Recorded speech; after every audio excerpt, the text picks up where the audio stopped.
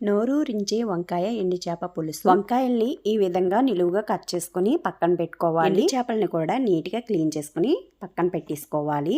Stove on చేసుకుని బాండీ పెట్టుకుని కారం యాడ్ చేసుకుని అందులో ఎండి చేప ముక్కల్ని యాడ్ చేసుకుని బాగా ఫ్రై అయ్యేటట్టు ఫ్రై చేసుకుని పక్కన పెట్టేసుకోవాలి.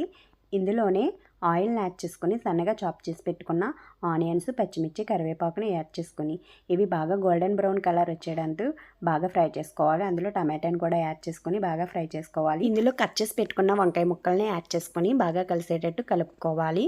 ఇందులో పావు టీ స్పూన్స్ కారాన్ని కూడా యాడ్ చేసుకోవాలి. కారం 1 టీ స్పూన్ ఉప్పుని కూడా యాడ్ చేసుకోవాలి. ఉప్పు అయితే చూసుకుని యాడ్ చేసుకోవాలి. ఉప్పు చేపలు కాబట్టి ఉప్పు యాడ్ చేసుకున్నాక ఫ్రై చేసి పెట్టుకున్న ఎండు చేపలను యాడ్ చేసేసుకుని ఇందులో నానబెట్టి ఉంచుకున్న చింతపండు రసాన్ని కర్రీకి తగ్గ పులుసుని యాడ్ చేసుకుని ఒకసారి కలుపుకొని మూత పెట్టుకుని 20 మినిట్స్ చిన్న మంట మీద కుక్ చేసుకోవాలి. 20 మినిట్స్ తర్వాత మూత తీసి చూద్దాం. గుమగుమలాడే ఎండు చేపల పులుసు రెడీ.